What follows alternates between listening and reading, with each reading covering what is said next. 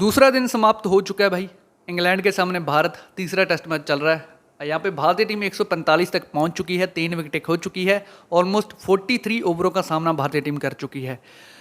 KL Rahul और ऋषभ पंत अभी भी क्रीज पे खड़े हुए हैं, लेकिन भारत ने अपनी 3 विकेटें खो दी है। भाई यहाँ पे अभी भी भारतीय टीम को पीछा करना है 242 रनों का, और भाई उम्मीद है कि ये भारतीय टीम कर लेगी।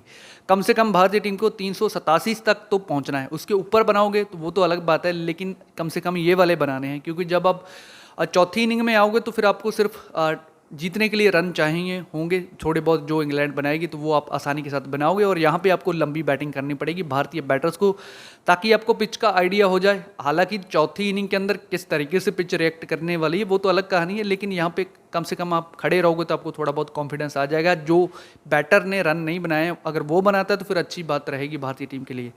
अब बाकी पूरे दिन की बात करनी पड़ेगी। इंग्लैंड के लिए भी अच्छा दिन था और भारत के लिए भी अच्छा दिन था। दूसरा दिन समाप्त हो चुका है, भारत 3 विकेटें अपनी खो चुकी है।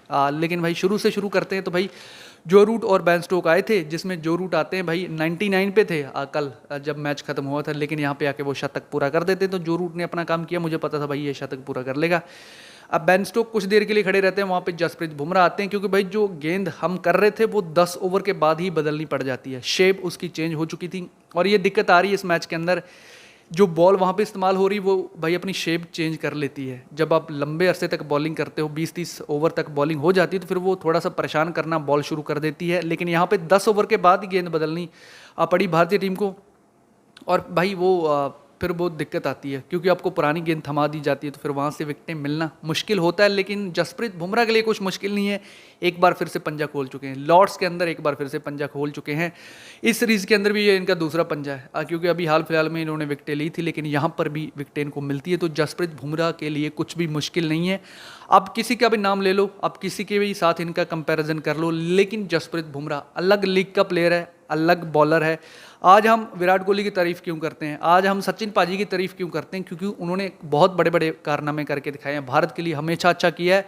मैं बता रहा हूँ, आने वाले 5-6 सालों के बाद जसप्रीत बुमराह को भी उसी दर्जे की इज्जत भारत के अंदर मिलने वाली है, ऑलमोस्ट पूरे वर्ल्ड के अंदर ही मिलने वाली है। क्योंकि भाई इनका कोई तोड़ नहीं है। पिच आप कैसी दे दो, कोई भी कंट्री दे दो, कोई भी पिच दे दो, इनको फ़र्क ही नहीं पड़ता। सामने कोई भी प्लेयर हो, इनको कोई फ़र्क नहीं पड़ता। ये आते हैं, अपना काम करे के निकल लेते हैं। यहाँ पर भी इनको 5 विकेटें मिलती है, तो इनके लिए बड़ी बहुत अच्छा परफॉर्मेंस यहाँ पे करके दिखाते हैं और सबको भाई खुश कर देते हैं। जो रूट को अंदर आने वाली गेंद आउट करती है, और भाई क्रिस वुक्स को बाहर जाने वाली, एक ही ओवर के अंदर इनको 2 विकेटें मिलती हैं।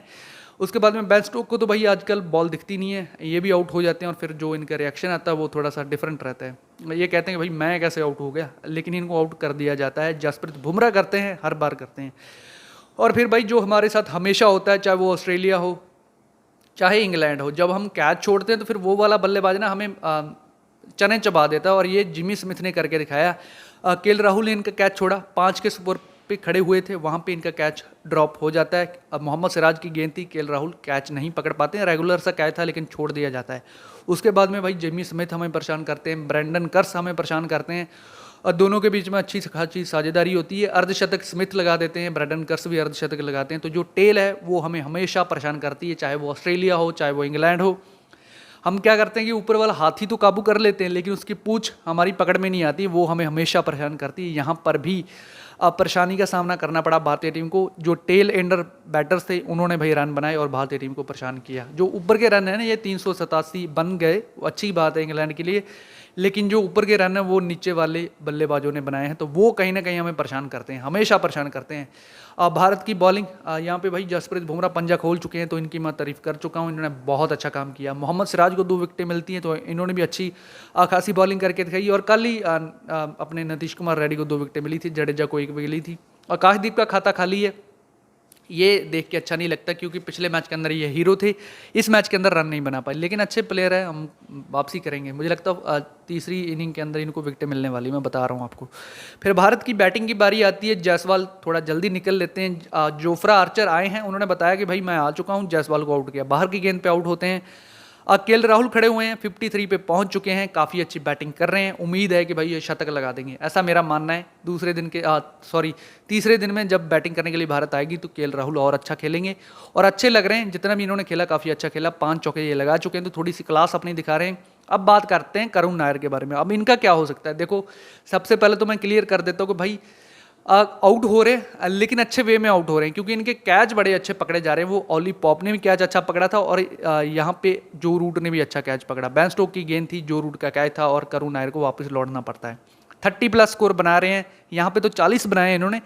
अगर भाई दूसरी इनिंग के अंदर आकर भी ये 40-50 बना देते तो शायद इनकी जो जगह है वो शायद पुख्ता हो सकती है, ये 1-2 मैचों के लिए बच सकते हैं, ऐसा मेरा मानना है। अदरवाइज इनको ड्रॉप कर दिया जाएगा अगर ये बड़ा स्कोर नहीं करने वाले हैं, क्योंकि भाई आपको मौके मिल रहे हैं, आप उन मौक़ों को बुना नहीं पा रहे हो, ये सच्चाई है। लेकिन फिर भी आप 40+, 30+ स्कोर कर रहे हो। अगर सेकंड इनिंग के अंदर आके अब यह इस तरीके से खेलते हो, अब 40-50 रन बना देते हो, तो शायद आपको एक आधा मौका और मिल सकता है। हो सकता है आप अगले टेस्ट मैच के अंदर भी आपको करुण नायर खेलते हुए नजर आए। यहाँ पर भी 40 रन की पारी आती है। 4 चौके जो इन्होंने लगाए थे काफ़ी खूबसूरत थे, लेकिन जिस तरीके से आउट होते हैं वो कहीं ना कहीं भाई इनके फेवर में नहीं जा रहा है, क्योंकि बैटिंग तो अच्छी कर रहा है, लगता भी अच्छा है जब ये खेलता है, लेकिन वो ग्लिम्स दिख रहे हैं। मैं सीधा ये कहता हूँ, ग्लिम्स दिख रहे हैं कि ये अच्छी बैटिंग कर सकते हैं, लेकिन आपको करके दिखानी पड़ेगी, आपको रन बनाने पड़ेंगे। फिर शुभमन गिल आउट हो चुके हैं क्रिस वोक्स की गेंद के ऊपर, और भाई ये परेशान करने वाला है, क्योंकि शुभमन गिल जिस तरीके से इनकी सीरीज चली है, तो आई थिंक इंग्लैंड वाले खुश होंगे कि भाई इनको आउट कर दिया, थोड़ा सा प्रेशर उनके ऊपर से हट जाएगा, वो चढ़ के आने वाले हैं अपनी बॉलिंग के साथ, मैं ऐसा कहना चाहता हूँ। ऋषभ पंत और केएल राहुल दोनों खड़े हुए हैं। ऋषभ पंत इस वक्त 19 पे खड़े हैं और भाई केएल राहुल 53 पे खड़े हैं, तो दोनों खड़े हुए हैं। उम्मीद है कि ये दोनों रन बनाएंगे। ऋषभ पंत वापस आ चुके हैं, चोट इनको लगी थी, इनकी जगह पे ध्रुव जुरैल कीपिंग करी थी उन्होंने, लेकिन बैटिंग करने के लिए ऋषभ पंत आ चुके हैं, जो कि भारत के लिए अच्छी खबर है। भारत इस वक्त 145 तक पहुंच चुका है, 3 विकेटें खो चुका है। ऑलमोस्ट हमने 43 ओवरों का सामना करा, और अभी भी भारतीय टीम 242 रन से पीछे है। और उम्मीद करता हूं कि भाई जब तीसरा दिन शुरू हो, भारतीय टीम अच्छा करे, कम से कम जितने इंग्लैंड ने बनाए हैं 387, वहां तक तो हम पहुंच ही जाएं, ऐसा मेरा मानना है। अगर हम 300 भी बना लेते हैं, वो 87 की बढ़त भी मिल जाती, तब भी कोई दिक्कत नहीं होने वाली है। फिर भी हम चौथी पारी के अंदर चेज अच्छे से करेंगे, ऐसा मेरा मानना है। जोफ्रा आर्चर आए, 1 विकेट इनको मिला है। क्रिस वोक्स को एक विकेट मिला है, और बेन स्टोक को 1 विकेट मिला है। भारतीय टीम अभी भी अच्छी पोजीशन के अंदर है, मैं ऐसा कहूँगा। अभी भी ये मैच अच्छा हो सकता है, और इस मैच के अंदर मज़ा आने वाला है। मैं बता रहा हूँ, जोफ्रा आर्चर हो सकता है कि परेशान करें जब दूसरी नई बॉल मिलेगी इंग्लैंड को, जो कि अभी 30 या 40 ओवर अभी बाकी है, फिर मिलने वाली इंग्लैंड को नई बॉल। वहाँ पे थोड़ी सी परेशानी आ सकती है, लेकिन वहाँ जब आप 30-40 ओवर खेलोगे, ऋषभ पंत अगर खड़े रहते हैं, ये पूरे ओवर खेलते हैं, तो वो भी 150+ बना देंगे, ऐसा मेरा मानना है। वो शतक तो लगा ही देंगे, और केएल राहुल का भी शतक आ जाएगा। इसके बाद में वॉशिंगटन सुंदर है आपके पास, नीतीश कुमार रेड्डी है आपके पास, सभी बैटर अच्छा कर सकते हैं। और भारत की टेल एंडर को अच्छा करना पड़ेगा, क्योंकि इंग्लैंड वालों ने परेशान किया है, तो आप भी करके दिखाओ यार, आप भी अच्छा करो। अगर नीचे क्रम के बल्लेबाजों ने मिलके भी 100 रन बना दिए, तो ये बहुत बड़ी खबर हो जाएगी भारत के लिए, ये बड़ी अच्छी खबर हो जाएगी। तो नीचे वाले बल्लेबाजों को भी रन बनाने पड़ेंगे। रविंद्र जडेजा, नीतीश कुमार रेड्डी, वॉशिंगटन सुंदर, सबसे उम्मीद है कि वो रन बनाएंगे। बाकी अगर आपने दूसरे दिन का खेल देखा है, आपको कैसा लगा वो लिखकर बताओ। और भाई टेल एंडर हमें क्यों परेशान करती है वो भी लिखकर बताओ, क्योंकि ऑस्ट्रेलिया हो चाहे इंग्लैंड हो, जब हम बाहर जाके खेलते हैं तो टेल एंडर हमें परेशान करती है। ऊपर वाले बल्लेबाजों को हम आउट कर लेते हैं, लेकिन नीचे वाले आके ना वो 30-40-45 या फिर हो सकता है 100 रन भी बना देते हैं कई बार तो हमारे खिलाफ, तो वो दिक्कत कहीं ना कहीं भारत के लिए पैदा करते हैं। बाकी अगर आपने दूसरे दिन का खेल देखा है, आपको कैसा लगा, जस्सी की बॉलिंग कैसी लगी, और भाई क्या लगता है केएल राहुल और ऋषभ पंत किस तरीके से खेल सकते हैं और कितने रन बना सकते हैं, क्योंकि भारत चला तो स्लो है, ये बात माननी पड़ेगी। इंग्लैंड भी स्लो खेला है इस पिच के ऊपर, और भारत भी स्लो खेला है। अब भाई इनके दिमाग के अंदर क्या चल रहा है वो समझ में नहीं आ रहा, लेकिन ठीक है, भारतीय टीम अच्छी बैटिंग करे तीसरे दिन के अंदर, ऐसी हम उम्मीद रखते हैं। बाकी अगर आपने दूसरे दिन का खेल देखा है, आपको कैसा लगा वो लिखकर बताओ। मैं तीसरे दिन का पूरा हाल चाल लेके आपके साथ जुड़ूंगा, तब तक के लिए भाई जय हिंद, वंदे मातरम।